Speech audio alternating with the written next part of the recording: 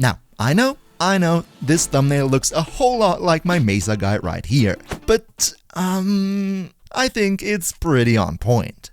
Yes, this is Gauss Prime, and he is so strong that he comes very close to being the quote-unquote perfect Warframe. So today, we're gonna talk about what exactly Gauss can do that makes him so good, how to mod him, and of course, I'll also show you this beautiful red crit setup right here. Big shout out to all my generous channel members who help me keep the lights on, and now, let's jump right into it. Now, first things first, let's look at Gauss's abilities, and this one is a little bit complicated, which is why I try to explain this as simple and as easy to understand as possible. The first thing we need to talk about before we get into the passive or the actual skills is in the bottom right corner of the screen. This thing right here is something that only Gauss has access to, and it is his personal battery. To make it very simple, the fuller this battery is, the stronger or the more potent all your other abilities get. So you want to make sure to have this as full as you can all of the time. However, by default, this battery can never be 100% full. It can only charge up to 80% of its maximum capacity. Now, how do you charge it up to 100% then, you might ask? Well, for that, we first need to take a look at his fourth ability, Redline. Redline does a lot of things, but I'm not going to break down every detail, only what is important for this build today. As long as Redline is on, you can charge your battery actually up to full 100%. Whenever your charge is above 80%, there is this little percentage counter that appears next to the battery. I'm just gonna call it the overcharge meter. As long as you're above 80% battery charge, this will continuously tick upwards until it reaches 100%. Once this is at 100%, your battery is gonna remain 100% full for the entire rest of the duration of the skill. No matter what you do, your battery charge cannot go down anymore. It also gives you a massive fire rate buff, an attack speed buff for melee, a reload speed buff, a ability cast speed buff. Basically, it buffs everything up that has to do with speed in any way, making you a really overcharged power bundle. And also, as I initially mentioned, the fuller your battery is, aka with Redline at 100%, the more potent all the other abilities get that we're gonna look into right now. First of all, his passive makes that your shield recharge delay is massively decreased and your shield recharge speed is massively increased the fuller the battery is. With a maxed out battery, this is gonna be so quickly that you're pretty much gonna be safe all the time just from shield gating alone because your shield is gonna refill so quickly. Also, you automatically charge up your battery just by moving and running around. Gauss's first ability is called Mach Rush, and what it does is quite a lot. However, I'm gonna cut most of it because at the end of the day, what this ability is mainly used for is charging your battery by just running around and casting it, and also using it to run quickly and reposition yourself. If you want to have a full breakdown of all the mini shenanigans that all these abilities do, I'm gonna link you Gauss's wiki page in the description down below so you can read through everything. I promise you, it's interesting, but it's a lot. Next up, his second ability, Kinetic Plating. This one is the bread and butter when it comes to survivability. What it does is, it gives you damage reduction against all physical types of damage, impact, puncture, slash, plus heat, cold, and blast. Meaning, at 100% battery charge level, you get 100% invincible against all these types of damage, which is very nice because these are the most common types of damage that the enemies deal. Just make sure that you don't run into a toxin cloud because that's still probably gonna insta-kill you. Now, the amount of damage reduction is equal to the charge level of the battery, meaning invincibility is only when your battery is full 100%, but whenever you take a hit, it actually reduces the battery charge a bit, so you want to make sure that you don't stand in the middle of 50 firing enemies. However, this is not all. When Kinetic Plating is on, whenever you hit an enemy with a melee attack, you charge your battery up by 0.25%, so if you hit enemies a lot with melee, your battery is pretty much going to be full all the time, and also, whenever you take a hit, you get a little bit of energy back. And finally, let's also talk about his third ability, Thermal Sunder. This one is an AoE elemental ability. It has two different ways that it can work. If you tap it, it inflicts cold status effects on all enemies within an AoE, and if you hold it, it does heat status effects. If your battery charge is over 80%, then the cold status effects are not just gonna slow the enemies, they're gonna insta-freeze everybody, and the heat status effects are also much stronger. But that's not all. If you first apply cold and then heat, or vice versa, you make the enemies actually explode, dealing a lot of damage, and when the battery charge is at 100%, you full strip away every bit of armor that all the enemies have at the same time, meaning simply by applying cold and then heat alone, even at just 100% base ability strength, you're gonna deal so much damage to these enemies that you can nuke an entire room of Steel Path Grineer just at the press of a button. This is absolutely crazy and I love this ability. So much for his skills. And I get it, they are pretty complex, there's a lot of synergy, and it might be difficult to understand, which is why, before we jump into the build itself, I want to give you a quick information on how I think Gauss is best played. Now, what you absolutely want to make sure is that his 4 and his 2 are on all the time. They have the same duration, so it's easy to just keep your rotation up. As we remember, while your 4 is on, your battery can get up to 100%, and while this quote-unquote overcharge percentage next to the battery is still building up to 100%, you want to stay on your melee weapon and hit the enemies with that, because, as I already mentioned, with your second ability, every melee hit is going to keep the battery charge up, which is nice.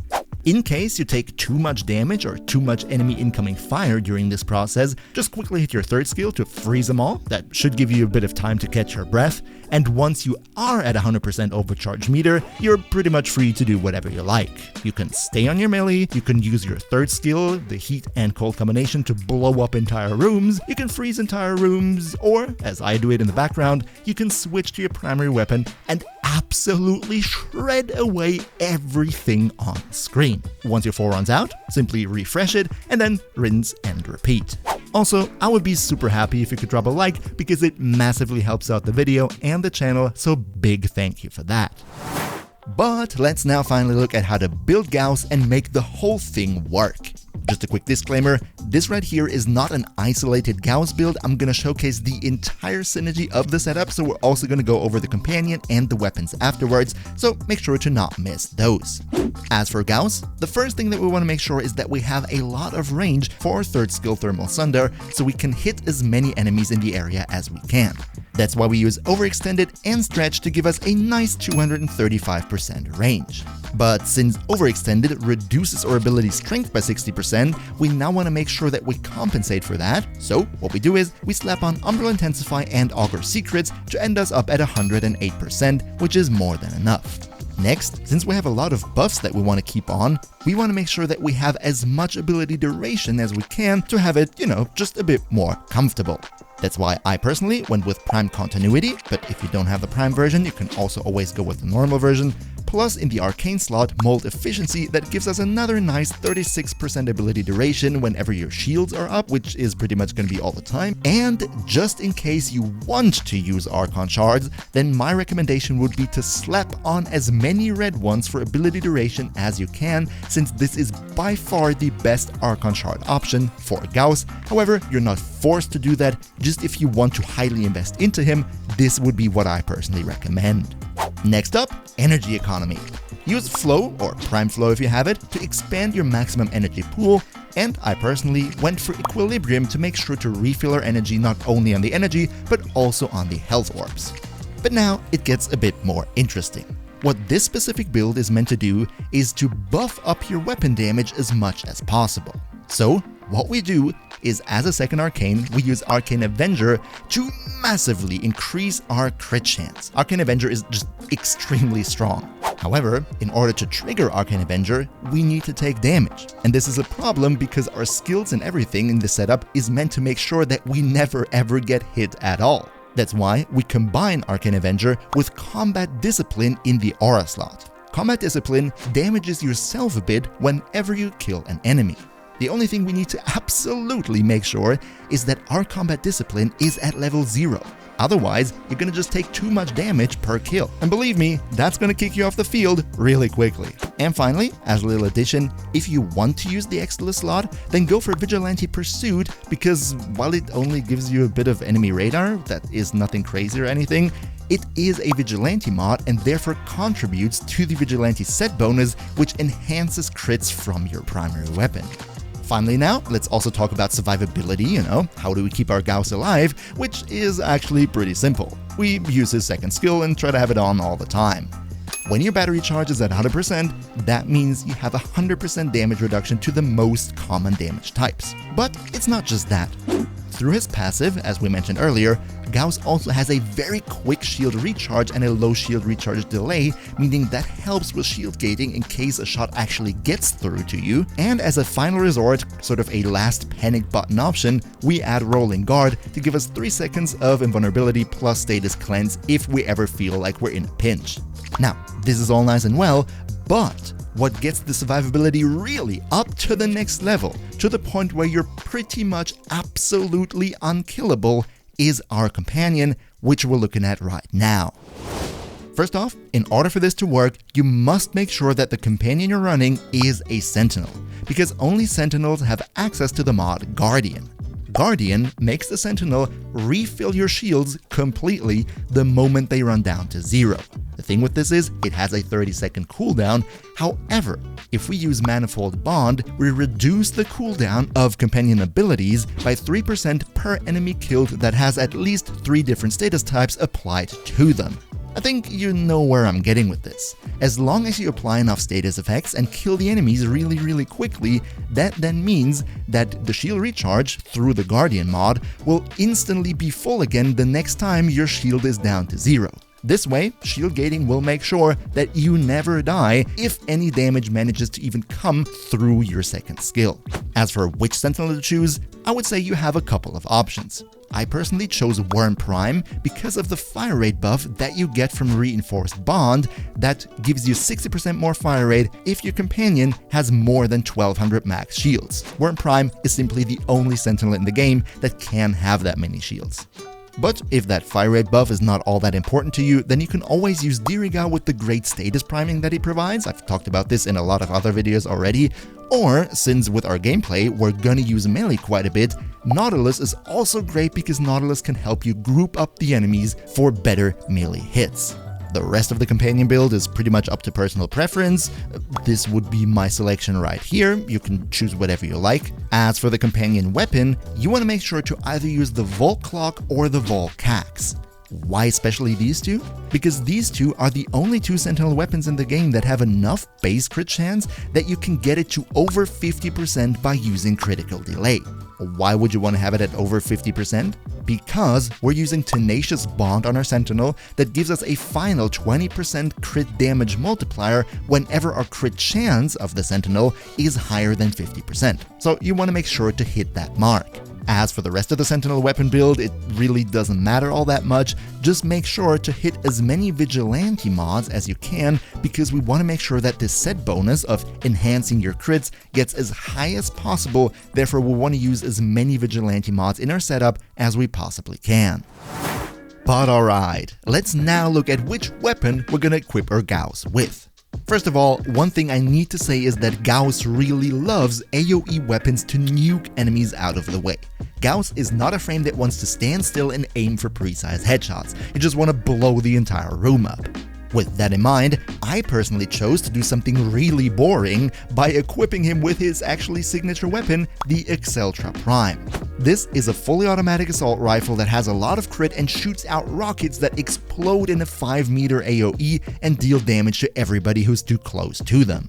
Since the Acceltra Prime has so much crit chance, what I chose to do is go for a Hunter Munitions build. This way, we have a 30% chance to apply a slash status effect to the enemy whenever we deal a crit. Since our slashes are coming through the crits and not through the actual status chance of the weapon, we're free to add whatever elements we want to add. I personally have a Riven that gives me damage to Kinetic and crit damage, but if you don't have a Riven, then I personally recommend to add a faction or primed faction mod.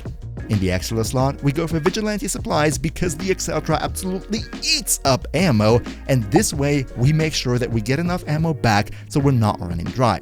For the secondary weapon, you're pretty much free to use whatever you want, it doesn't matter. I personally chose the Grimoire because of the toe mods and the buffs that they can provide, but really choose whatever you like. You can also just not use a secondary weapon, it's not mandatory for this build. Let's now also take a quick look at the melee weapon, where we're gonna use this quite a bit as we mentioned in the gameplay part earlier, so we want to make sure that we have something that can really slap. Since melee hits charge our battery, we want to make sure that we hit a lot of enemies very quickly. So we make sure that we have something that hits fast and also has a certain range, so we're able to hit multiple enemies at once. I personally chose the WNKILLABLE, but you can use whatever you like in this slot with a standard / crit status hybrid build to deal more damage. The only choice here that is a little bit exotic would be Relentless Combination, but I think it fits great with Gauss's playstyle. This way, you can get into red crit territory pretty much at the blink of an eye, 1 or 2 seconds after you start attacking. With this one, it's not going to be a problem. Also, melee arcanes and Tennokai mods are not needed for this setup. Now, with the main loadout out of the way, what I want to do right now is also give you a couple ideas about possible Helminth options that you might want to run with Gauss. First of all, and I want to make this very clear, Gauss has a beautiful and well-rounded kit, so you don't necessarily need to pick a Helminth at all. However, should you decide that you might not like his first ability and the repositioning all that much, it's definitely an option to replace this with something from the Helminth. For example, if you're struggling with the ammo economy on your weapon, and the Acceltra Prime is a prime example for this, then energized munitions is a very popular pick, making it so that you don't lose as much ammo when you're rapid firing those things. Also, a very versatile option and a fan favorite would be Grendel's Nourish for extra viral damage, viral application, and it also helps you with your energy economy. And finally, my personal favorite would be Rhino's Roar, which is also a classic that gives you much higher damage, and especially when you go for damage over time, like I do with this build, it makes it even stronger because Roar is considered faction damage and therefore double dips with damage over time effects. And this is the nice little cherry on top, the duration of Roar is exactly the same as both Gauss's 4th and 2nd ability, so you can easily recast all those buffs at the same time and don't need to micromanage anything here. But what is your favorite option? Let me know in the comments down below. If this red crit firework looks good to you, then you absolutely also shouldn't miss my insane red crit Mesa build right here. Another massive thank you to Akimbo Fade, Niels V, Lamies, Demon Lord Zell, Demon Emperor, Emperor Prime, Nost Linux Gaming, Archaic Lycan, Turtlepeer, and all other generous channel members for all your support. We see each other, hopefully in the next one, and until then, as always, good loot.